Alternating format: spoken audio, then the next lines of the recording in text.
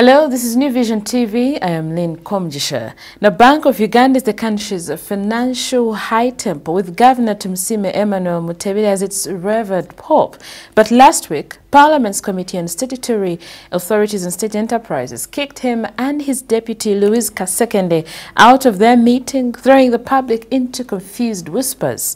New Vision TV brings you up to date with what has been happening to compel the legislators treat the country's highest finance managers with such contempt.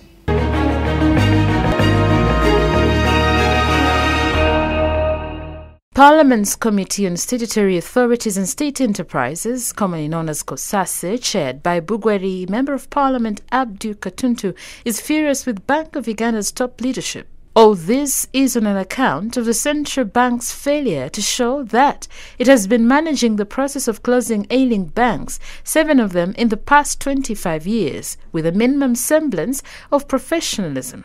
Taxpayers have lost hundreds of unbudgeted billions during the bank closures, and COSASE wants the taxpayers to at least know what happened.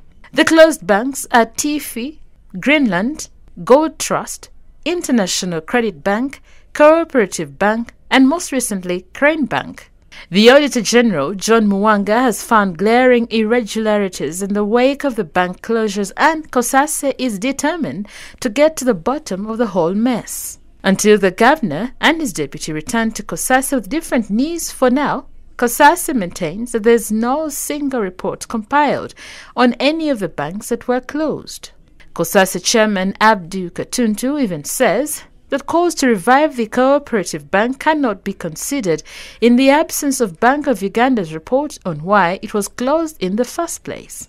If indeed Bank of Uganda does not have reports on the banks it closed, it is very frightening. With the most recent closure of Crane Bank, COSASE Chairman Abdu Katuntu says government put into the process at least $120 million of taxpayers' money, which was not part of the budget. He said the expense was not even lawful, as the guidelines for such expenditure in case of troubled banks were not followed.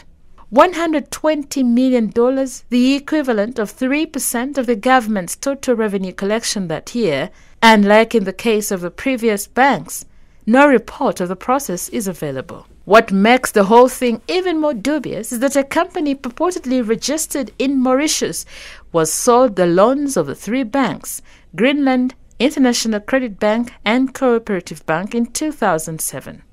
The company, called NRAC, however, cannot be traced in the company registry. Even Uganda Revenue Authority does not have a record of the company. What is more, the loans, some of which were well secured, were sold to the no longer existing company at 93% discount, less than their value. These are some of the things that have made COSASE furious. With such shocking revelations, Ugandans need very convincing explanations from the central bank officials when they reappear before COSASE.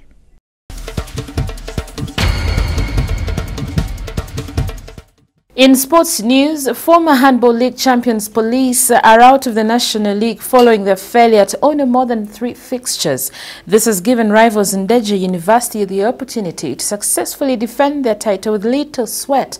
Meanwhile, Mackay University put up a good performance but lost 31-26 to defending champions Ndeje University, who are targeting a title defense in the men's category.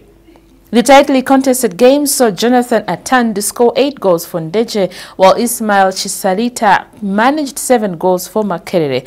Ndeje University team captain Felix Mukunzi said the win increased their chances of defending the men's title and will just need to win 1 out of the 3 remaining games. In the other men's results, Chengeza lost 33-23 to UPDF. Ndeje defeated Evergreen 33-29, while Prisons did not show up for their fixtures against Ndeje, Nkaja and Evergreen. In the women's category, Makerere lost 38-10 to UPDF, 10-0 to Ndeje, while Nkaja thumped Chengeza 72-11. The league continues on Saturday and Sunday in Ndeje, Bombo and Nambole playgrounds.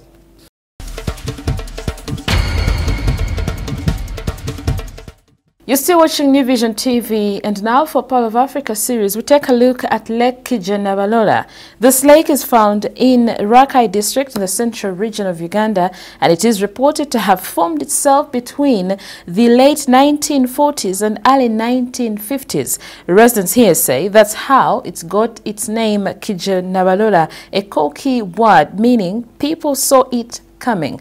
Now, the lake is a blessing to so many residents here since people catch fish and grow crops around its shores. Let's take a look.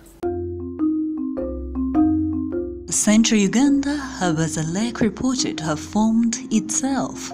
According to the locals of Rakai district, their forefathers saw a small portion of water in the ground slowly becoming a lake. That is where it derived its name, Kijanebalola.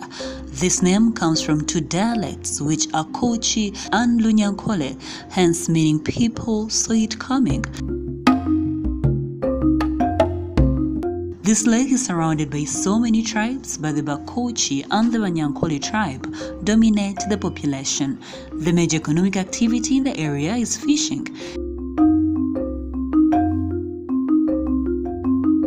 It's clear that some of the fish that comes out of the lake is still alive. Now, bird watching is also another activity that is embraced by tourists when they come to visit this area.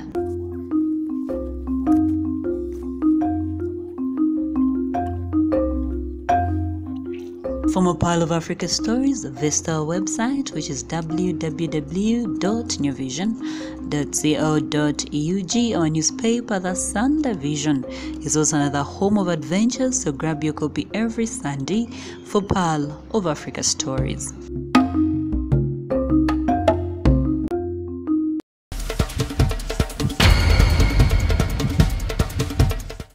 And that's all we had for you. Thank you for watching. Be sure to catch more of your updates on your mobile, on your desktop, on your tablet, anywhere on the go by visiting www.newvision.co.ug. I am Lynn Komjisha.